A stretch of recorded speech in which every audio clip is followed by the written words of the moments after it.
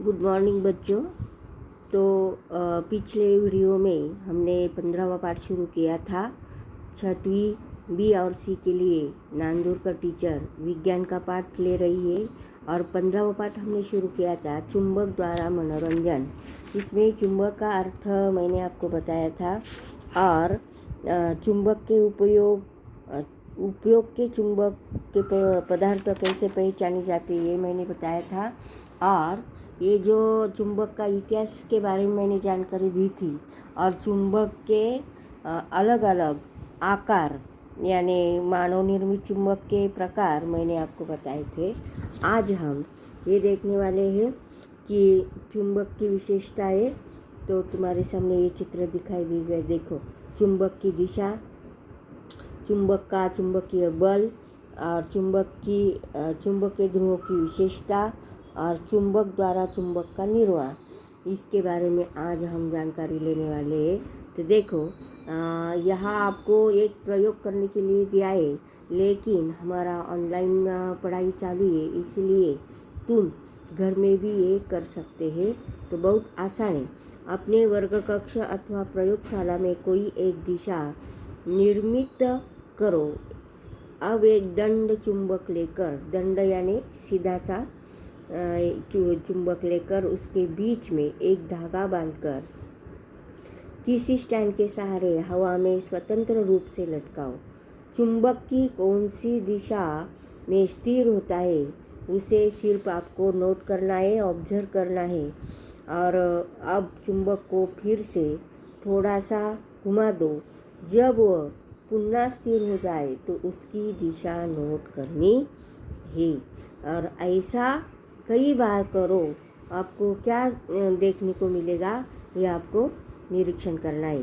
तो इससे ये समझ में आया कि चुंबक का जो सिरा उत्तर दिशा में स्थिर होता है उसे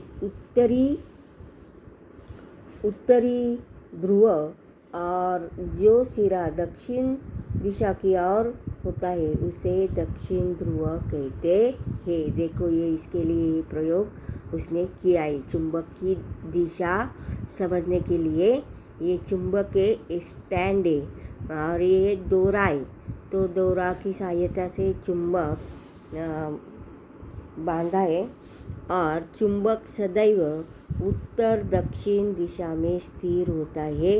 आपको याद रखना है यन तथा नॉर्थ यानी दक्षिणी ध्रुव यस अक्षराद्वारे ये समझ में आता है। दूसरा प्रयोग है, देखो एक कागज पर लोहे का बुरादा लो।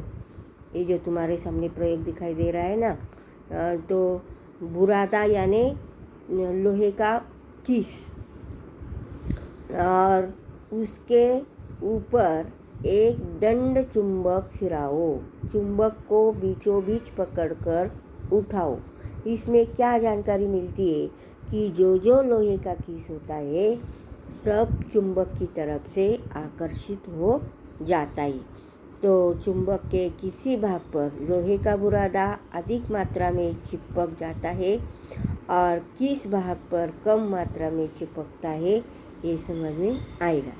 तो चुंबक का चुंबकीय बल उसके दोनों ध्रुवों पर केंद्रित होता है। यहाँ एक प्रयोग दिया है। और एक ऐसा पतला दंड चुंबक लो जिसे कैंची या चाकू से काटा जा सके। कागज पर लोहे का बुरादा फैलाकर उस पर वही चुंबक रखो। दोनों सिरों पर अधिक मात्रा में लोहे का बुरादा अधिक चिपकाओ। तो ये यहाँ ऐसा प्रयोग करना है। बीच में ये चुंबक काटा है यानी चुंबक के दो भाग किए हैं। तो कौन से भाग में चुंबक का बुरादा आकर्षित ज़्यादा हो गया है ये आपको निरीक्षण करना है। तो चुंबक के दो समान टुकड़े बनाओ, इसे लोहे के बुरादे पर रखो। प्रत्येक टुकड़े को उठाकर देखो कि तुम क्या देखते हो। चुंबक के दोनों ध्रुवों को एक दूसरे से अलग नहीं किया जा सकता, अर्थात एक चुंबक के दो भाग करने पर स्वतंत्र चुंबक तैयार हो जाता है। ये 3 क्रमांक की आकृति का निरीक्षण करना है। और इसी तरह आपको ऐसी आकृति यानी प्रयोग करके देखनी। बाद में देखो, आकृति में दिखाए अनुसार किसी स्टैंड पर इसका निरीक्षण करना है। एक शक्तिशाली दंड चुंबक लटकाओ। चुंबक के नीचे कुछ दूरी पर लोहे की एक पट्टी लटकाओ और इसी पट्टी के समीप लोहे का बुरादा ले जाओ। क्या तुम देखते हो? इसका निरीक्षण करना है। तो कुछ समय बाद चुंबक हटा दो। अब क्या तुम देखते हो? ये भी समझ में आएगा। तो लोहे का बुरादा यहाँ ज़्यादा समीप है तो चिपक जाता है, या ज़रा ऊपर है तो जल्दी चिपकता नहीं है। तो कुछ समय बाद चुंबक हटा दो।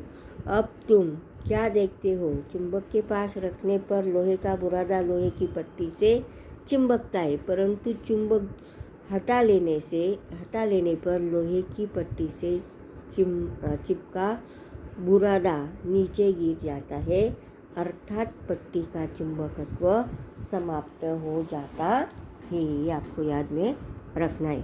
तो चुंबक के समीप कोई चुंबकीय पदार्थ लाने पर उस पदार्थ में भी चुंबकत्व उत्पन्न हो जाता है। इस प्रकार के चुंबकत्व को प्रेरित चुंबकत्व कहते हैं। आपको ये याद रखना है। इसके बाद आकृति क्रमांक 5 ये देखना है आपको। तो आकृति में दिखाए अनुसार किसी स्टैंड से एक दंड चुंबक लटका कर उसे स्थिर होने दो। एक अन्य दंड चुंबक लो और उसे लटका कर गए चुंबक के पास ले जाओ। क्या आपको दिखाई देता है? ये ध्यान देकर देखना है। चुंबक के सिरों को अदल बदल कर यही कृति बार बार करके देखो। तो क्या देखने को मिलेगा? देखो, चुंबक में आकर्षण प्रतिआकर्षण, और चुंबक के सजातीय ध्रुवों में प्रतिआकर्षण और विजातीय ध्रुवों में आकर्षण होता है। तो इसके लिए फिर से ये जो प्रयोग है इस पर ध्यान दो।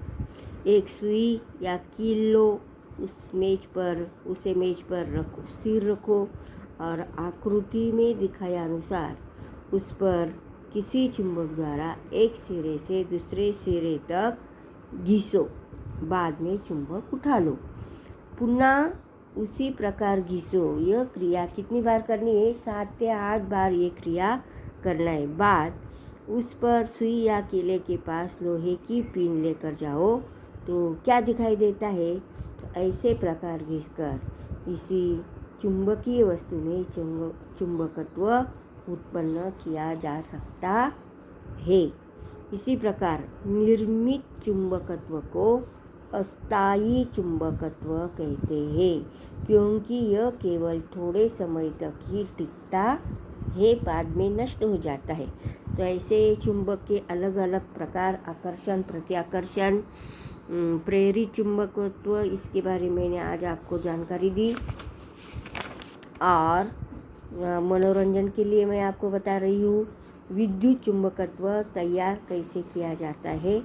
तो सामग्री लगती है लगभग 10 सेंटीमीटर लंबाई वाली लोहे की कील। तुम्हारे सामने है, ऊपर लोहे की कील दिखाई दे रही है। और तांबे का लगभग 1 मीटर लंबा वाला तार, ये तार है। और एक बैटरी, ये बैटरी है। पिन अथवा कोई अन्य चुंबकीय वस्तु। तो ये सब साहित्य चुंबक आकर्षित करने के लिए आकृति में दिखाए अनुसार लोहे की कील पर तांबे का तार लपेटो। तार का प्रत्यक्ष स्वतंत्र सिरा बैटरी के आगे से जोड़ो। अब लोहे की इस कीले के पास कोई चुंबकीय वस्तु जैसे पिने ले जाओ। क्या होता है? तो आपको समझ में आएगा। ये सिर्फ मनोरंजन के लिए दिया गया है। तो ऐसे प्रयोग तो मुझे मालूम है बहुत सारे लड़के के पास चुंबक रहता है और लोहे की वस्तुएं भी रहती है, लोहे का बुरादा भी रहता है, क्योंकि आपके घर में ऐसे थोड़े बहुत काम करते हैं तुम्हारे पालक, इसीलिए ये प्रयोग आसानी से आप घर में भी करके देख सकते हैं। तो ओके, आज हम यहाँ रुकते हैं, बाकी का भाग बाद में देखेंगे।